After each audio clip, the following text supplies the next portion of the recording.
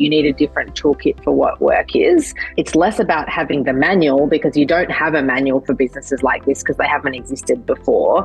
It's more about what tools and mindsets that we can have. And I think what's different now, perhaps to say 20 years ago, 40 years ago, is pace of the disruption that you're likely to face along the way. And the speed of it and the volume of it is much greater.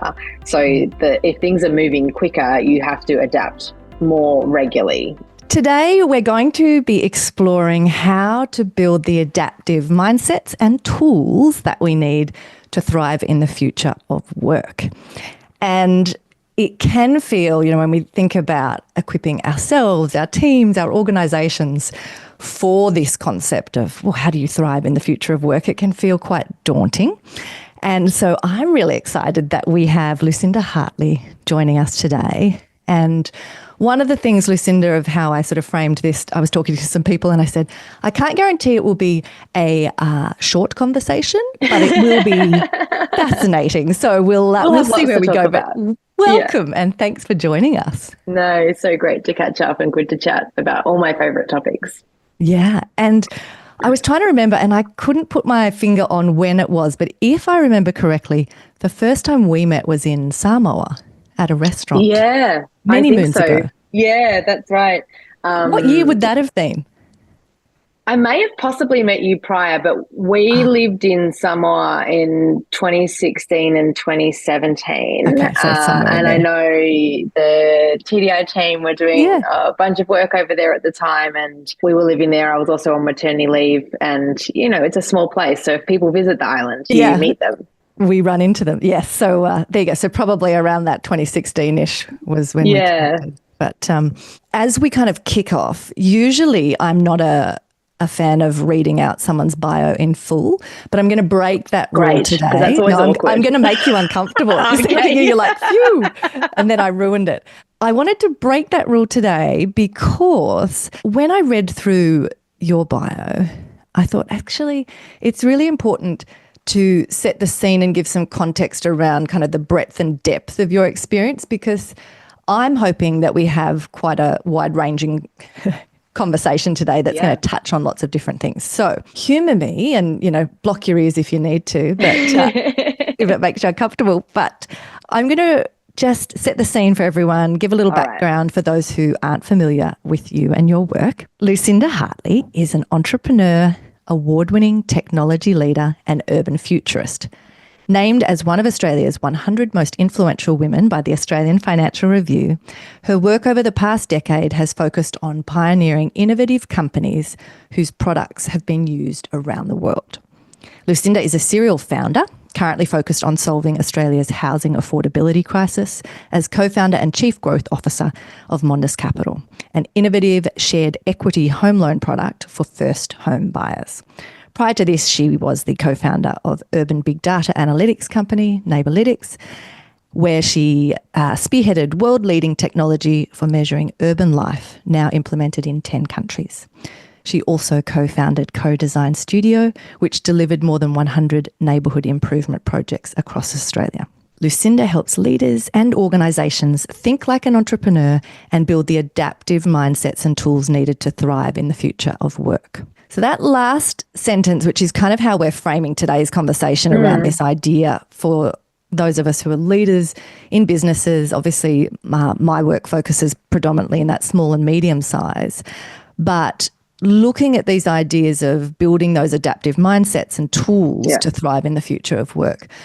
But again, as much as a bio can sometimes feel like it's a bit of blah, blah, blah, those pieces that are part of your rich history and experience, I think, are really important to inform our conversation today, because none of these issues happen in a vacuum or in isolation. Everything is connected. So I'm really thankful that you found the time to join us. And obviously I've given you a very easy task. We've bitten off a really doable topic for today. So I'm sure you'll have it sorted in the next 10 to 15 minutes, won't you? Yeah.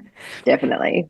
What I was wondering was, to get us all on the same page as we start out, if you could explain, when people talk about the future of work, right, that phrase, what does it actually mean? Yeah. So for me, it's about living in a time of transition and assuming that the future state, to some argument, we're always in a state of transition, but the future state after the sort of major disruptions that we're facing at the moment around location of where we work after COVID pandemics and introduction of AI. So living through that through that transition and really defining what work means in that new culture and in that new lifestyle. And it's not really a new concept. Work is constantly evolving, culture around it and our social norms are constantly evolving, but there's often a lag. And so I think what we find is that some areas of our society and culture are moving to different rituals and rhythms, and other parts of it are slower to adapt. And it's not so much about catching up, it's about like evolving to what it needs to be.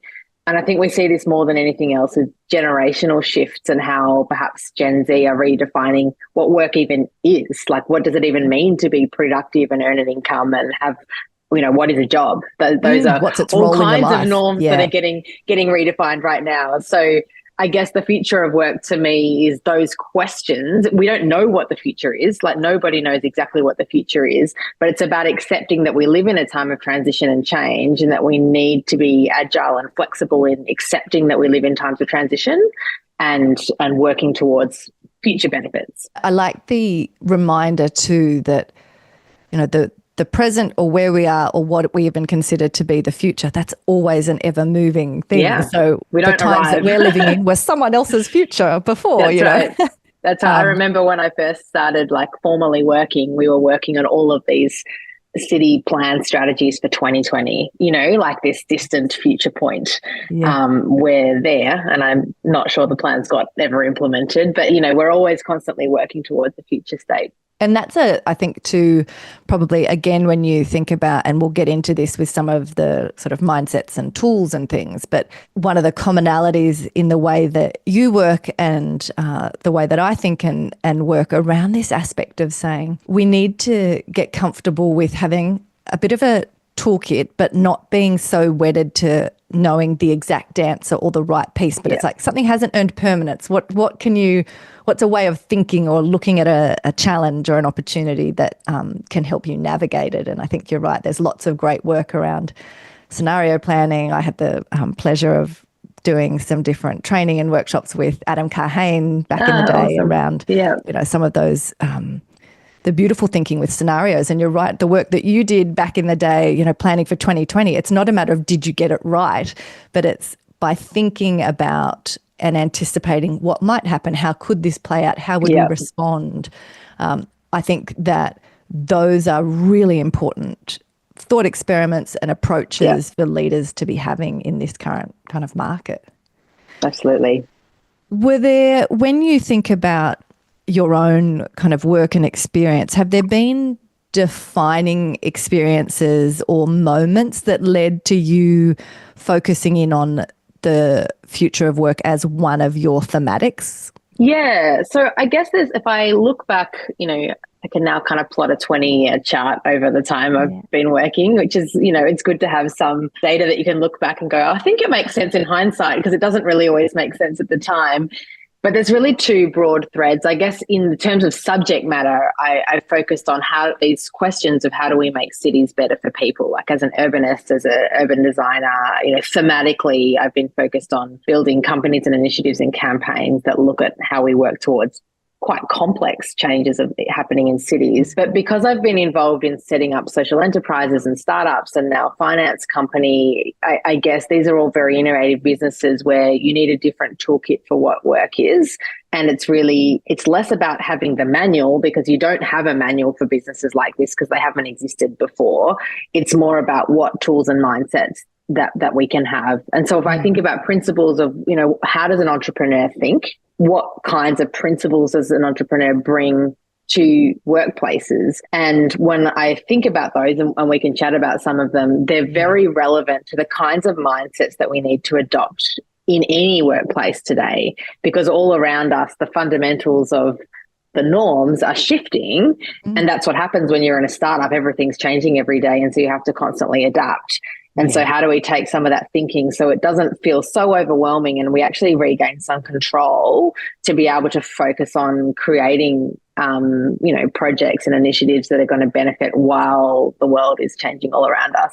Which can be, I think, when you're not used to thinking in that entrepreneurial way or holding things lightly, it can be quite terrifying for people to kind of go, oh, okay, let that go and change something that you may have been doing, operating in a similar pattern for a long time. It's a big jump. And you mentioned there this aspect of some of those mindsets and tools. So I'm wondering if we can get quite practical for people for a moment. And when you talk about building those adaptive mindsets and tools that we need to thrive in the future of work, can you give us some examples of what that might look like? And particularly thinking about this aspect of people leading small or medium-sized businesses, of how these can be really useful in responding to the craziness that we're all operating in. Yeah. So one of them, as I think about, is the tension that we have between flexibility or agility and rigidity. And actually you need to have both in a workplace. And how do you manage that without getting too fixed on one way or the other? Because people need structure because they need to know what they're doing. And particularly if you're organizing a team, you need to organize people towards a goal and some structure, and but also being able to, within that, maintain the agility to flex as circumstances change.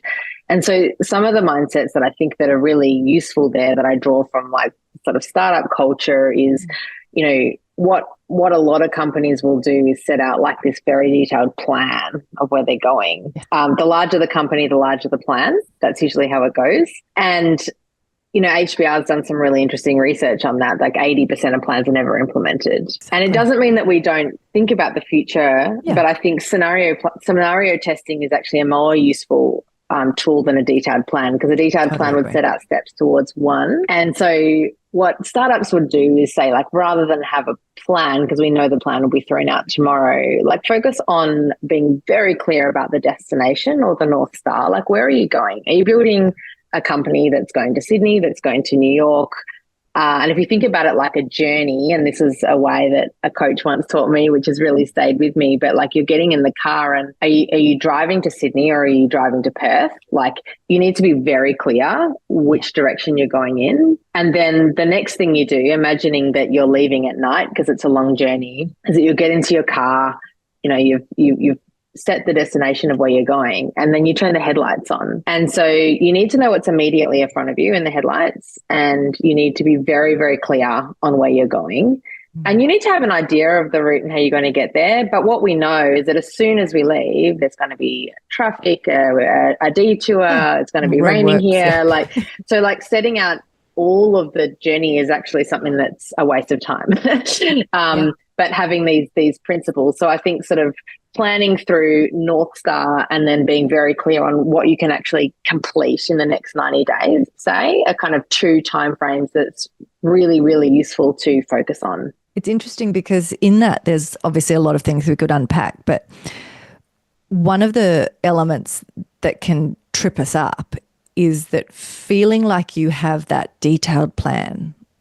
People think, oh, that's robust, or that's being responsible, or it makes them or gives a sense, even if it's not true, of control and okay, I know what I'm doing. And yet, as you described, if you zoom out a bit and you go, okay, what are the chances that things are going to play out like this? That's actually not a great use of my time, and it will actually be more destabilizing when it then doesn't go to plan and we all freak out. It can be hard for people to kind of shift out of that way of operating, though, because there have been so many aspects of how we've thought about and talked about business or finance where kind of those aspects are seen as the robust, legitimate, strong way of operating. And so I think this whole way of thinking is actually a shift away from that, to say it's not about being sort of loose with the details or being irresponsible. It's still incredibly, and I would say even more so, strategic in the way you approach it, but it is a different way of operating, isn't it? Yeah, and it's really separating the difference between strategy and planning, I guess. Like you want to be very Absolutely. clear on the strategy. You want Yes. to have a lot of guardrails around the scaffold of the how you're going to get there. Mm. But yeah, humans don't like uncertainty. Like we're biologically wired to not like it. So therefore, like our action tends to be to plan as much as we can to reduce the uncertainty. Yeah. But in fact, that creates other risks that we often don't foresee because we're then not able to adapt to other things that are coming that will inevitably come up. And I think what's different now, perhaps to say 20 years ago, 40 years ago, is the pace of the disruption that you're likely to face along the way, and the speed of it and the volume of it is much greater. So if things are moving quicker, you have to adapt more regularly. So if you think about what AI can do versus even analog computing, then it's like, well, you're going to have to move at that, be able to flex at that kind of pace. So that's why some of these tools are more perhaps relevant now than maybe 20, 40 years ago. Yeah. The other piece I think that's really important for us to kind of think about in this is that role for us as an individual leader or manager of an organization and of our teams around discernment. So I often talk to people about the fact that we can be drawn to, well, how do I have enough data to inform my decisions? Or like it's almost like we want to remove the responsibility of judgment calls and discernment in there. But I'm wondering if when we think about this aspect of like mindsets and tools, are there particular things you found helpful for us as leaders to pull apart the distinction between the type of mindset we need to have and thinking like an entrepreneur and engaging in some of these pieces you're talking about? But protecting sounds patronizing, and I don't mean it in that way, but kind of having a distinction between how we might be thinking about the future of the business and what we communicate to our team. So what I mean by that is that while we can be a bit like there isn't those constraints and detail around things, it is unhelpful to have none of that structure for a team, right? So how do you make that distinction between not being so rigid, not needing to have control, but also communicating something that does give a level of certainty and structure to a team? Absolutely. I've had a lot of that go wrong for me in that I'm someone who ideates out loud and can hold a lot of complexity and can actually probably, in the minority of people who love the uncertainty. Oh, same. It's so exciting. And that is actually terrible when there's a team around you. Not that they can't deal with uncertainty, but it's usually because you as a leader have all of the context. Yeah. So because you've got all of the context and you can join all of the dots, you can actually understand a pathway through, as usually a team will only see a piece of that. And if it feels chaotic, then it's out of context and that can be very disturbing. So there's a couple of things that I found useful in that. One is to have a lot of robustness around the process. So even if the content is going to change, the outcome is going to change. The process of how we're going to make decisions, how we're going to communicate, how we're going to organize our work can be quite rigid. Okay. Yep. So it's like we run 2 week sprints and we do it this way and we don't change it until the next 2 week sprints. Or if, we're going to change direction, we're going to communicate it always in this way. And you'll know. And if we don't know, you will know because we'll tell you in this way. And so whatever, those kinds of protocols around communication, how you organize your team and your deadlines are all going to be different depending on your vertical and your business. But being very rigid on the process can allow you to have more flexible around the uncertainty if you're not actually quite sure which direction you're going at this particular point in time, which, is the case for many leaders. The other part is I've learned, and this is probably just more of a personal reflection, to moderate who I speak to and what about sort of like the download of all of the caffeinated squirrels in my head with a million different things. So there's usually like a smaller team of people who that's a great conversation to have, and then not necessarily communicating that down to everyone all the time. It is unhelpful, actually. And it's not that and as an individual, people aren't smart enough to grasp it or anything like that. I think it's a context piece, and often in their role, they're not holding the context or the space for all of that complexity to be going on. Yeah. Like you said, it's that piece of pausing long enough to get out of your own head or your own preferences or the position you have, because you're right, when you have visibility of a whole bunch of things, Yeah. even beyond just a preference thing, it can make something less overwhelming. It's And interesting. on an ultra practical, so I was going to say on an ultra practical level, and this really is a very personality based way of communicating that I found working with very technical teams. So, I'm technical in kind of a architectural way, but not in a software engineering kind of way, but needing to translate when I am just thinking out loud versus giving instructions versus asking for feedback, learn to significantly signpost the conversations that I'm having with teams. So and it would literally be as basic as, I want to have a conversation now and it's purely an idea and I'm thinking out loud and I can't finish this idea because I need someone like you to give me feedback on whether that's technically feasible to be able to even think in that direction. And then I'll have that conversation and I'll be like, now I'm going to context switch, and the next conversation we're going to have is about the deadline we have on Friday. That isn't a thought bubble. This is something that we actually need to do. Being explicit. And I found that, and it seems like over communicating, but I think that's one way that I've learned to sort of be able to move between those different pieces of the conversation, actually just tell people what's happening rather than them thinking it's all one continuum. Which sounds obvious, but it is really hard to do because especially when your brain goes 100 miles an hour and you're like, surely the connection here is clear. Like I'm jumping. And meanwhile, people are sitting there going, oh my goodness, what just happened? I think one of the pieces similar to that we always use is around being clear on the intent. So it's this thing of the explicit setting of expectations. And I remember years ago in periods where it was like things were happening really quickly and I felt pretty much kind of trying to keep up, like out of control. And I would come home and I'd make a comment to Brad of how a meeting didn't go to plan or I wasn't happy with something. And he said, well, what was your intent for the meeting? And how did you frame this? And and I'd get annoyed. I'd be like, I didn't have time to, and he's like, well, but that's why the meeting was a disaster because you were not actually, you hadn't set that frame in place. And I think it can feel like, and this is even more true at the moment, like you said, in the world that we're currently operating in. If you're already feeling overwhelmed of like just trying to keep up with the speed of change and everything that's occurring, you can accidentally categorize things as, well, that's a nice to have, or that would be a luxury to have the time to be explicit or set out who should be in this conversation or how should I sort of position what I'm asking here. And yet if we get those things wrong, we've actually undermined our ability to use that time efficiently and we're only going to have more catching up to do. It's a tricky one.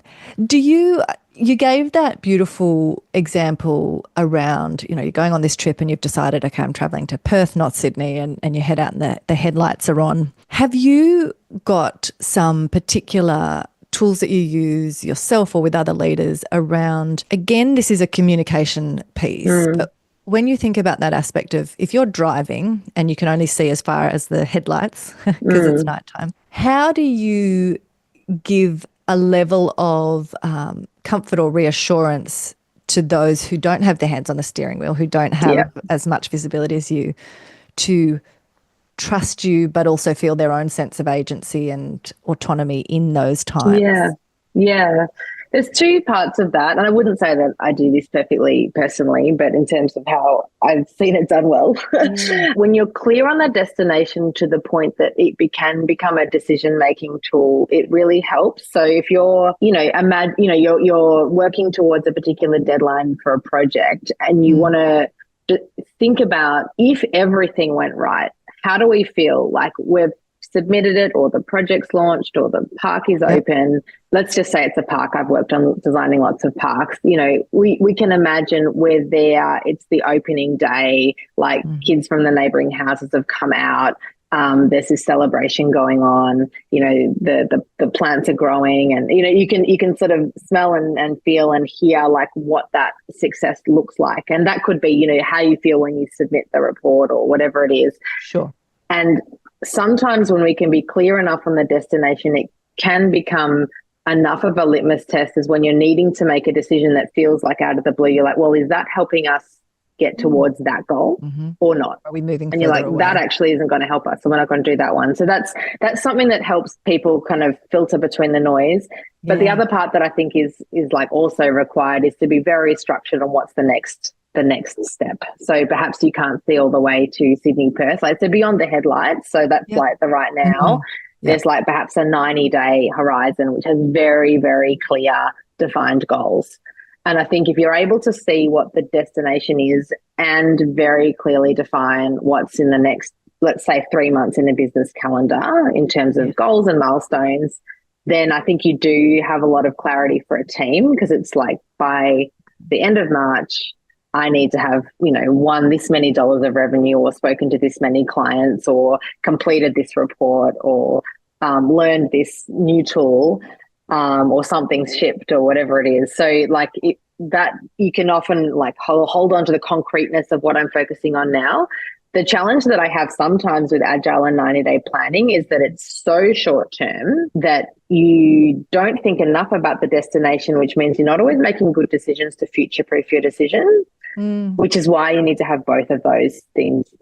The 90-day decisions have to be weighed up with the principles of what that outcome is and whether they're aligning. And so for you, is the 90-day piece almost the discipline as a leader of forcing yourself to take that thinking you've done and make it explicit and structured enough for a team to implement? So if we go back to that distinction between like strategy and planning, that we're saying, if I just stay up here with the big picture stuff that I love or that is energizing for me, it's unlikely that the team will feel that they have what they need to bring that to life. Or even yourself, because often, depending on the size of your organisation, many of us are still involved in, either by choice or necessity, in the driving of the business delivery as well. So is that about the discipline of kind of shifting gears, doing that zoom in, zoom out?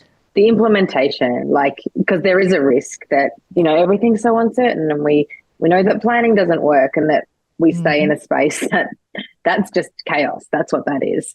So I think, chunking it down into things ideally that can be like achieved and delivered and done. Now, lots of projects will take many years to deliver, but you can have a nearer term goal or a chunk of it that can be delivered. It's interesting too, because like the examples that you gave in that breakdown around the 90-day piece, it's not up for grabs of whether that happened or not. And I think sometimes those bits are good. Like, it's not, did you think that we got 3 clients, or did I think we either got 3 clients or we didn't? Yeah. So like at that level, it's helpful. A friend of mine, Mel Brown, has this beautiful piece she always uses when she's talking about businesses and the difference between, don't just name a sort of result or an outcome you want, or the certain amount of revenue or whatever. You break down what are the activities that we have to be doing and specific goals there that mean we know we're on track for that. And I think that, again, discipline is one of the helpful pieces that we can use as leaders to kind of bridge that gap, if you like. Yeah, and that becomes your tool for prioritization as well, because it's, can we, if we're bringing something else that might come up in the short term, it will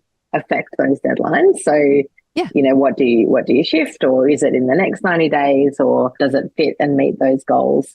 So that provides an immediate structure, but still allowing to shift. And even in larger organizations, I think those kinds of that kind of nearer term achievable, deliverable, shippable milestones really help give some sense of autonomy to the team, and there's a lot of satisfaction in getting work finished as well. Yes. Yeah, we can't underestimate how powerful that is for motivation and getting people to kind of stay in the mix. I also like that in terms of what you've laid out there, say some of those expectation settings of, if this happens, or if something changes, here's how we'll make the decision, or here's how we'll communicate it to you. Putting some of those pieces in place not only takes away that fear people might have of like, I don't know what's happening.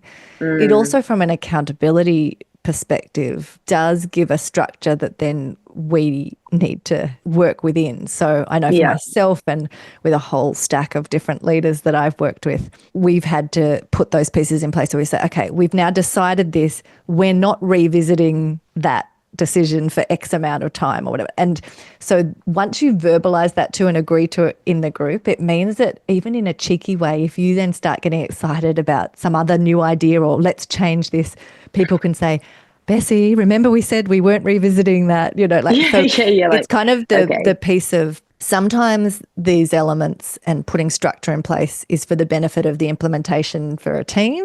And other times it's for our own accountability of like, if we want to get this thing done, like you can't keep getting distracted with some new exciting thing.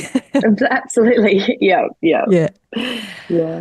I'm wondering too, are there particular elements when you think about the trends that you've seen over the last 20 years, the research that you've done, the data that you're familiar with around these aspects of today's conversation? Are there particular things that you think business leaders need to be paying attention to in those trends and shifts of what the research and data are showing you? Yeah, sure. So, I mean, the very top line kind of headwinds at the moment, which won't be news to anyone, is the impact of a generational shift in the workplace. So we now have more Gen Zs in the workplace than baby boomers.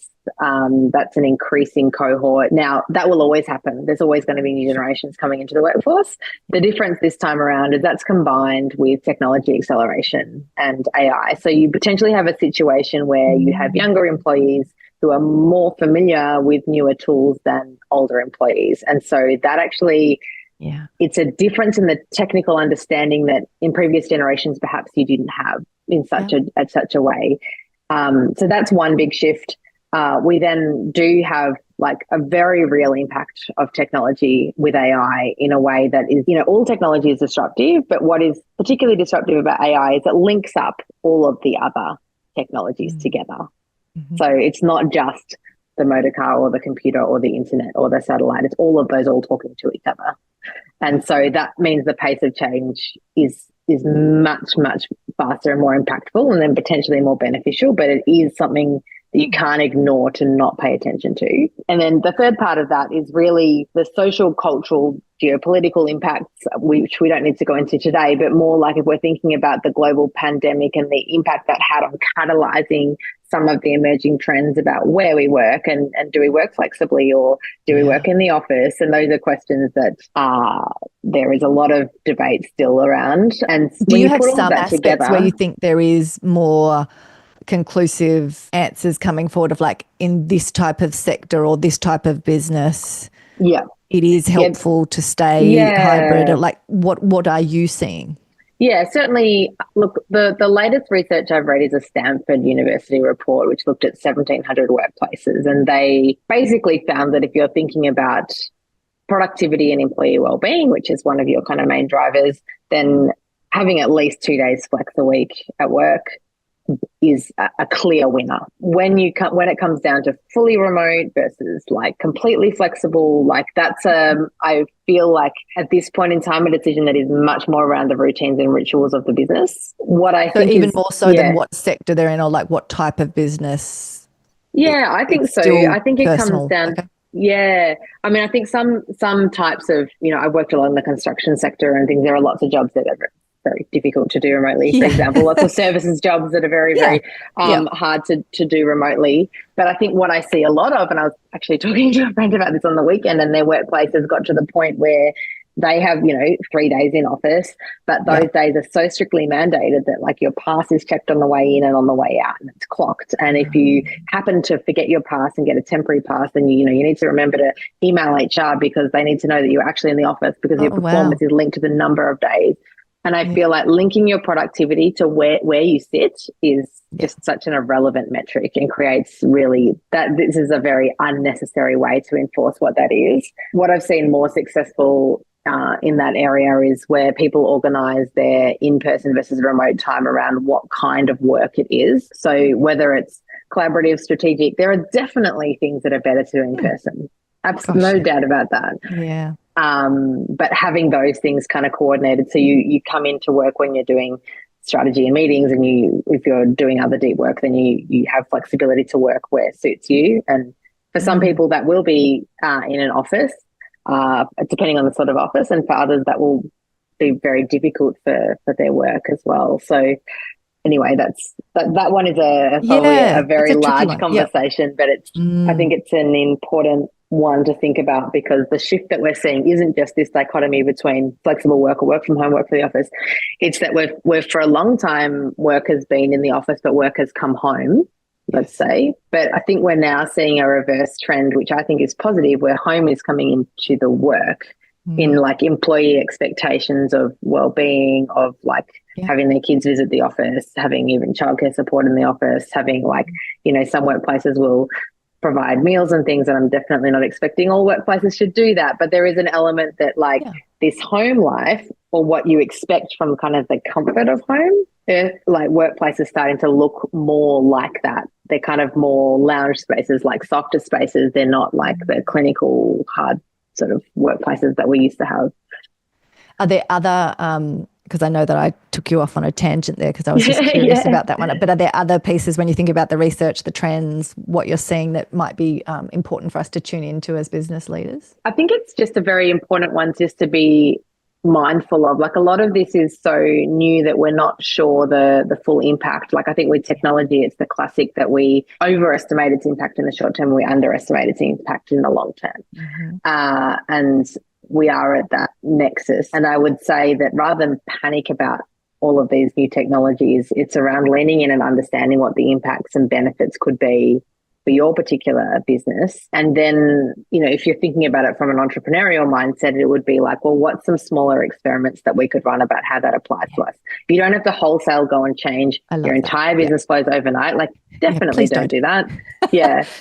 But you can carve off like an experiment or one project or do something differently and learn something, because then you actually learn how it's going to work in context of your business, of your industry, because otherwise academically it's very difficult to understand the full impacts and how they relate. I think that's really important. Also, it goes back to your point of, while there might be some of these generational issues, even with younger generations, it's not that they actually know or understand the technology necessarily, because like you said, no one can know where this is going to go, but they're more open to it or less fearful or more willing to experiment. So, because I think you're right, sometimes we can then jump too far in the, I have to get on this bandwagon, and people will spend a whole bunch of money and attention and resource without doing those experiments of going, okay, we don't know yet, so we're testing, we're not fully committing and putting at risk the stability of the business. So you're right, this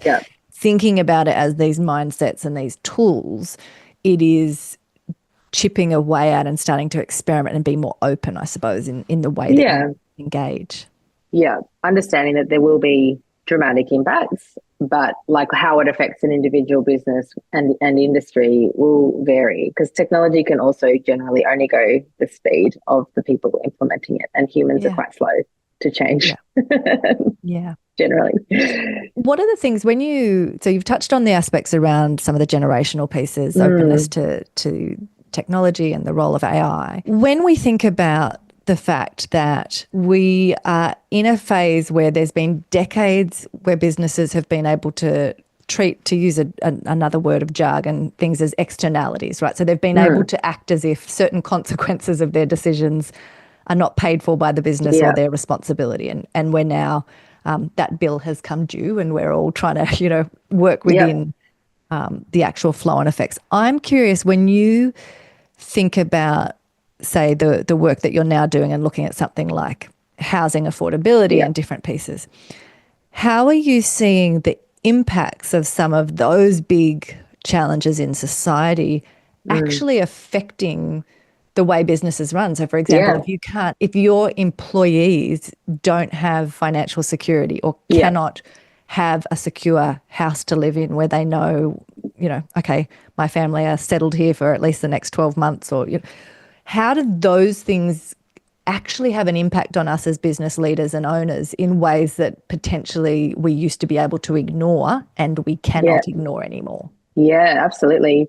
Yeah, particularly on the social impacts of the cost of living crisis are very, very real. So I think we're looking at a generation who is not only has less access to wealth than previous generations, but just generally paying rent and living is often well beyond what a junior wage would be. Like, the average weekly rent in Australia is $628 a week. Like, that's, huge for anyone, but particularly if you're on a graduate wage. So, and there's a lot of criticism that goes along around, what people spend their money on. But if you just look at what the basics cost to live on, it's the majority of your wage. And so what we are seeing is that, people being very adaptive will not want to work full time, and they'll want to have a side hustle, and they'll want to have another business, and they'll want to be involved in other things. And, partly that isn't just like an attention thing. It's that you don't have enough security just in your day job, even in a corporate day job, to be able to cover those needs. And so there is a desire to look elsewhere. So one of the things I think is a reality for a lot of businesses is that the idea that people will be very dedicated to one workplace and not work anywhere. And a lot of employment contracts prohibit other work, for example. I would consider reviewing that and having an open conversation about what employees need, because people will still do it. They'll still have their side jobs, but they'll just hide it, and they'll be tired and they'll be distracted. It'd be better to have a more open conversation about, well, do we have a conflict of interest? That's a different thing. If you've got a conflict of interest with your side business, then that's a problem. But if you're just needing a day a week to do this, then maybe we should renegotiate what we're doing here. So that cost of living crisis is very real. The other part of it is where people live. And so this is where remote work is also like a potential benefit, or just another question that comes up more than it used to. Is it used to be that one of the reasons that we have major global cities, London, New York, you could put Sydney, Melbourne among those, is that they are cities that attract great talent. Your businesses and your centres are only as good as the talent you attract. And these are places that attract global great talent. But if that talent can't afford to live in your city anymore, they really will look elsewhere, or they'll look for jobs that have more flexible opportunities. And it isn't so much a question of whether I'm working from my house in the suburbs and commuting into the city. It's like, will I even live in this city at all, because it's so expensive? There's a really interesting study by the Committee of Sydney that they estimate that housing affordability in Sydney is costing the economy $10 billion a year, because top talent can no longer afford to stay in Sydney. And so they're then seeking jobs elsewhere. So the role of, any one SME or even large business has a very limited role that they can play in that as one business. But as a business community, I think it is very important that we agitate around the housing affordability crisis and think about what options we have and ways that we can help to sort of shape the policies and challenges around housing as well. But it's interesting because it's actually no different to, if you go back to the piece you said before of taking the time or having that discipline to be explicit with the team of what kind of conversation you're having, or setting those guardrails. Yeah. This is actually the same thing, because it's not just being lazy or out of habit making certain demands on what someone being productive looks like, or what a certain role's physical presence in the office needs to be. And it goes back to this piece of starting to figure out from a more thoughtful and intentional way, okay, what are the types of work or the types of conversations, the tasks that have to be happening for us to achieve those big visions, and how do we be more flexible and pragmatic about, actually that whole piece there, we don't need to be as strict about where it's done or at what time of the day it's done. But then be clearer too on, there will be some things where it is a deal breaker. But if we've set those expectations, I think what we find is people are reasonable in most instances of like understanding that there will be some pieces where you do need the team together. But the examples you gave before where it becomes rigid and in a way of like, sorry, why does it matter if I have my pass or a different pass from a HR? Like when we get ridiculous about what those structures or guardrails are, I think people then start to ignore or kind of roll their eyes at our thoughts in general. And it kind of, it begins an undermining of trust and relationship. Yes. That's right. Yeah, people will optimize for the goal that you set them. And if the goal is that you set them is to sit here 3 days a week, no matter what, people will do it. But it doesn't necessarily create the behavior that you're looking for. It's right. You've picked the wrong things to tick the box on. Yeah. Are there examples that you've seen or research you've read where there's a beautiful kind of convergence of, say, something like being able to see some wins or cost savings from automation or the use of AI in certain areas, but then use that to actually provide a level of flexibility or expand how you engage that has benefits for the employees, for example. So like I'm wondering if there's ways where we find that win-win, because if we go back to the externalities approach previously, if we trap ourselves in thinking the purpose of business is profit maximization or shareholder primacy, if we get these wins from AI, we're like, yes, there's more profit in the business for the owners or for the, like, whereas if we instead are trying to create this win-win of, okay, if there is this advance or an efficiency in the system here, how do we think longer term? If we kind of, as we wrap up the conversation, have it back in that space of the future of work, how do we build something that's more robust long term?